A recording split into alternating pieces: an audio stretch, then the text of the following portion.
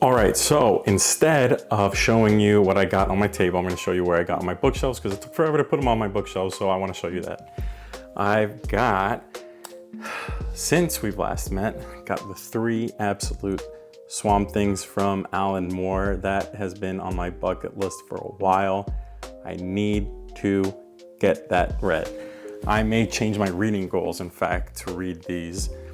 In addition, I went nuts on Captain America, got the 5 volumes from Ed Brubaker, and I got an additional Captain America Lives because I got that one from MegaCon. I'm gonna do a giveaway for that guy if anyone's interested. Additionally, I went nuts on Daredevil, really went nuts. I've got the Frank Miller Companion, got a little display happening over there with the new Red Hulk, and I've got Daredevil Yellow. I've got the 2 Bendis ones that I've read, Ed Brubaker Volume 1 and 2, the Mark Waid volumes, and the Chip Zdarsky volumes. I've also got Daredevil Shadowlands and Devil's Reign. So definitely went nuts on the Daredevil Omnis. Additionally, I've gotten John Byrne's Volume 1, the Stan Lee Volume 3, because it came with the haul, and that came with Hickman's Volume 1 or 2, can't remember. One of them is like completely out of print and really hard to find.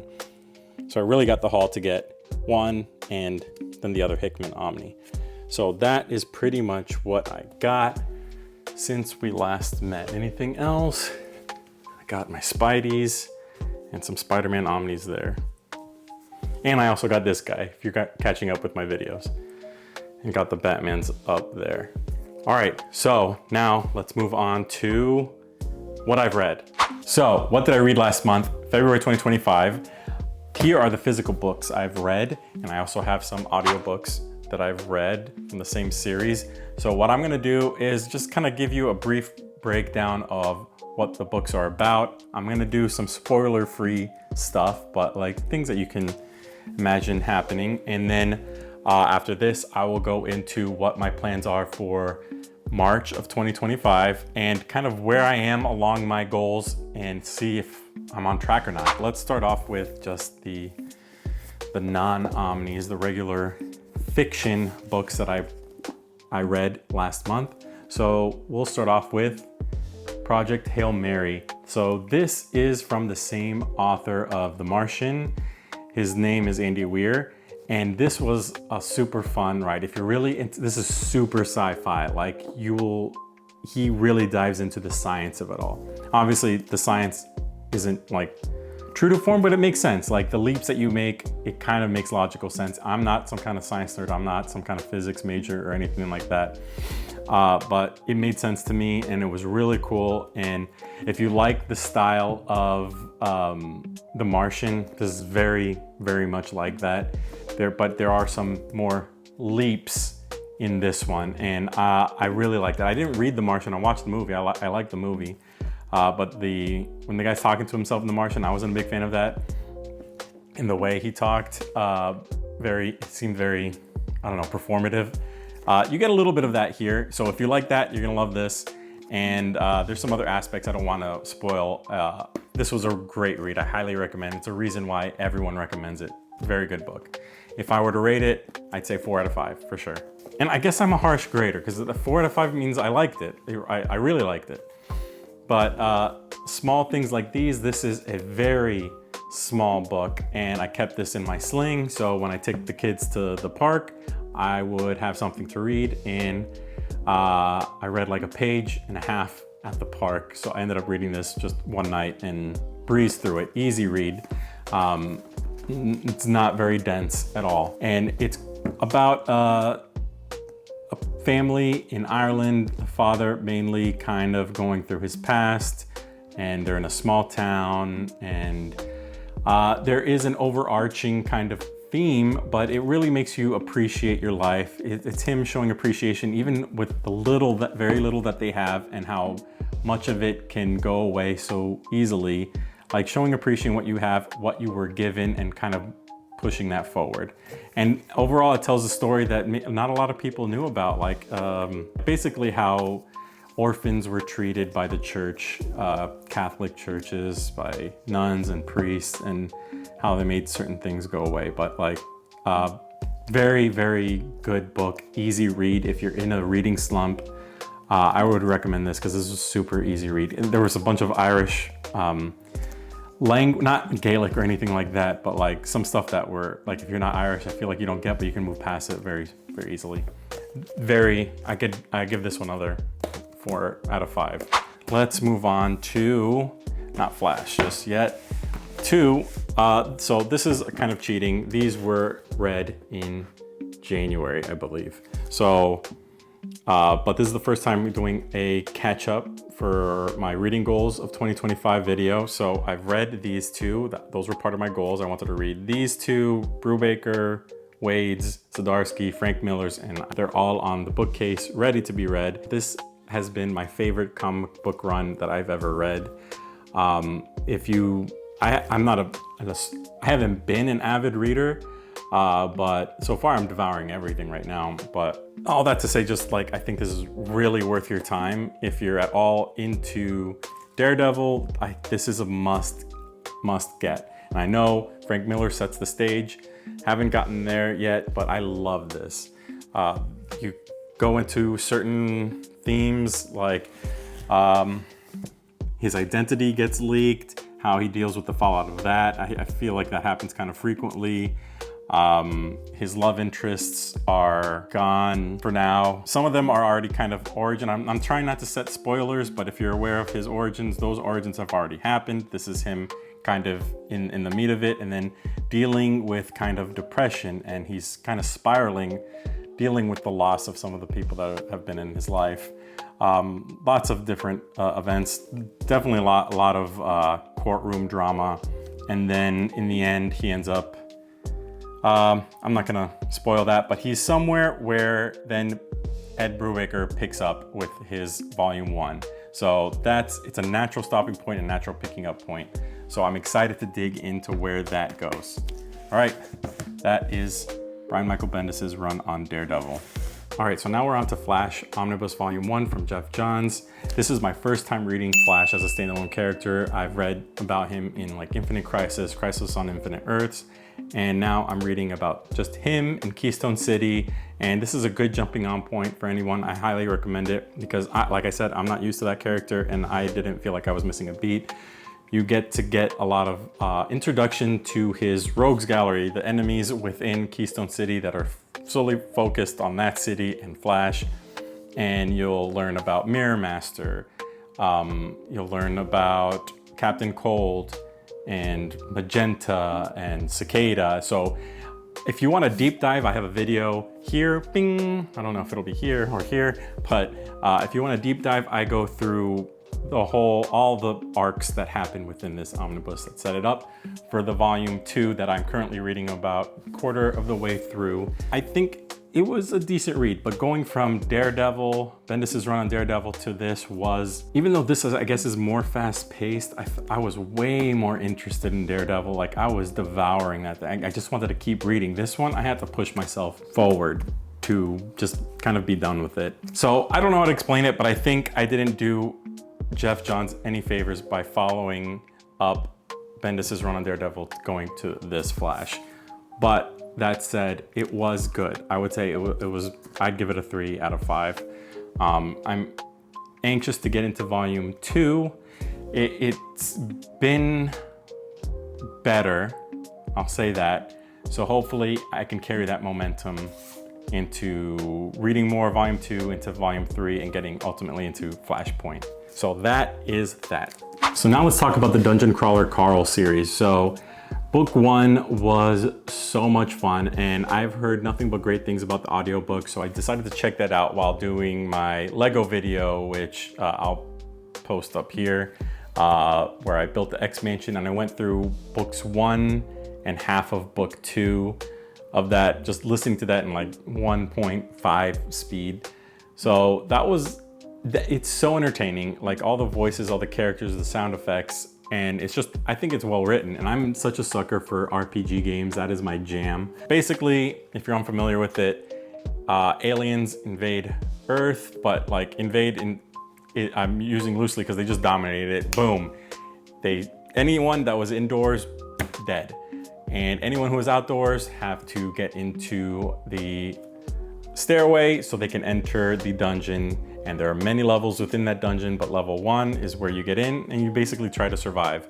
And ultimately you learn that it's part of a intergalactic TV show that a lot of people, quintillions of people tune into, and they pick their favorite characters and they can send them. It's much like Hunger Games if you've watched those movies or read those books, where you can send them care packages, but you have to pay a lot to do those. And there's always a recap at the end of the day or every few days or so as to how many people are left, who was killed, and then and so on and so forth. And for the first 3 levels, it's essentially just survive. I think actually for the first 2 levels. On the 3rd level, you can become a certain class. If you're familiar with video games like Skyrim or any RPG really, you can decide to be a warrior class, a mage class, a certain race that enhance certain classes and skills. This is basically a guy who, I think he was part of the National Guard, just a simple guy, and his girlfriend's cat. They were both outside and because the cat ran away, and they survived because of that. And they both go in, and the cat gains essentially like human-like sentience and can speak with Carl, and she has her memories from when she was a cat. It's very normal for her to be a cat, and she remains a cat throughout all the decisions, blah, blah, blah. And they both basically are a duo going through all these dungeons. So that's basically book 1. Book 2 is where they actually choose classes and races and stuff like that. And then you learn after levels 1 and 2, they start becoming themed. And there's quests, and if you get quests, you get these loot boxes, you get certain achievements, and there's an AI that has his own personality that runs the whole game but can be interfered with, and there's these intergalactic empires that are at war, and there's budgetary issues because one of them owns the games this year, and the games, or I forgot what they're called, these dungeon crawler games that are being televised can transfer ownership over the course of levels, not just season to season. So it's super interesting. I'm in the middle of book 4, where they're now in a dungeon where it's themed, like there's 4 different bubbles. There's an air, land, sea, subterranean, and all of them need to take over their certain castles. And I love all that fantasy shit. So I'm a big fan. If you're interested in that, I definitely recommend going with audiobook. Because it really is it's a quick listen, and it's really a lot of fun. So I give those for what they are, for what they're trying to achieve. So this is not one-to-one. Like if I'm reading a novel and I give it a 4 to 5, and I read a lit RPG audiobook and I give it a 4 to 5, it's not like the same. It's apples and oranges in my opinion. But for this lit RPG audiobook, I think it's a 5 out of 5. This is just totally a fun listen, so highly recommend. All right, so let's talk about reading goals for March 2025. So furthering my 2025 year-end goals, I want to finish the Flash Volume 2 Omni that I've already started about a quarter of the way through. He started, Gorilla Grodd came in heavy at the beginning, and now he's kind of talked to Spectre, Hal Jordan Spectre, and he's decided to wipe out his memory. So if you've seen Spider-Man No Way Home, I think it's No Way Home, he asked Doctor Strange to wipe out the memory of his loved ones. Same deal here. So we'll see where that goes. I also want to finish Volume 3, and then eventually I do want to hopefully start Flashpoint, but that boy is huge. So we'll see. Then, I'm not sure if it's gonna be then, it may be subsequently, or I may start off with some Ed Brubaker, Volume 1. I love this variant cover with Kingpin at the front, huge. As you can see, he's wearing orange in jail, so we're picking up where that left off, and then get into Volume 2. These are small Omnis, and I think I can make light work of these if they're anything like Bendis's run. And a lot of people prefer these to Bendis' run, so I'm really excited for that. Then to round out the month with some more Daredevil, I want to get into Frank Miller stuff.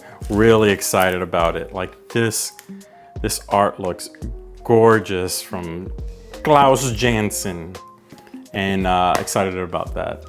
Then for some comic stuff, I need to catch up. I need to do some heavy catch up. I read Uncanny X-Men Volume 1 from Gail Simone. So I want to catch up. I want to know what's happening. So I haven't been reading it at all since 1. It caught my attention, and Gail Simone's a beast. So I want to read 2. I want to read 3, 4, 5, 6. Look at that cover. The Thing. 7, 8. Where's 9? All right, 9 and 10. And that will lead me up to date to this point. I'm sure another issue will come out by the time I'm done reading it. And then I want to do a video about it. If y'all are interested, I would love to do a video to see kind of where X-Men are at past the Krakoa era. So that is what I'm planning for comic book single issues. I've got to stop. I started collecting a bunch, and I also want to read Absolute Batman, finish reading that, but I can't collect single issues while reading Omnis, while listening to my audiobooks. It's just a bit too much, so I'm biting off more than I can chew. So I'm gonna just stick to, we'll see after I finish reading these whether I'm gonna stick to Uncanny X-Men, but that's where I'm at. Then for some more literary fiction, I'm deciding, and there's actually a third one that I can't remember the name of it that's downstairs, but The Memory Police by Yoko Agawa and The Glass Hotel from Emily St. John Mandel. I've read Station 11 from her, and I loved that one. So I've been meaning to get back into her stuff because she's put out a few things out since Station 11, including a show that I never watched because I figured I didn't need to. But this one was super highly recommended, and I'm going on a trip to Portugal with my family, so I figured I'll have some reading time. So I know I'm going to get into some audiobooks, but I want to have a physical book with me as well. So we'll see which one I'll get into. And then lastly, I want to listen to some more Dungeon Crawler Carl. So I want to wrap up book 4, which I should by tomorrow, and we're still in February. And then I think I can probably crank out 5 and 6 in March, and then I might be caught up. I think there's book 7. Those are my reading goals for March 2025. What do y'all think? Is that too much? Is that too little? Can I do more? Oh, what are you guys reading? Oh, how about you tell me what you guys are reading currently? Because I know a lot of this is like old stuff. This is like 20 years ago. Way more than 20 years ago. And current stuff, but like, let me know. What are you guys reading? All right, so that is it. As you may have noticed that there was a lot, lack of Batman. I know, I'm deciding to kind of maybe interchange once I maybe get done with Daredevil. Maybe that's when I'll dive more into Batman. Maybe I'll get burnt out with Daredevil and then bleed into Batman. Because I feel like they're a little bit more interchangeable as street level characters, but I don't know, we'll see. But also, yeah, remember to like and subscribe. I have another hot toy coming through probably somewhere in this area. Can you guess? I mean, if we go through this area, we're just talking about 4 and 85. There's plenty of room there. Let me know. What are you guys interested in? All right. Thanks so much. Later.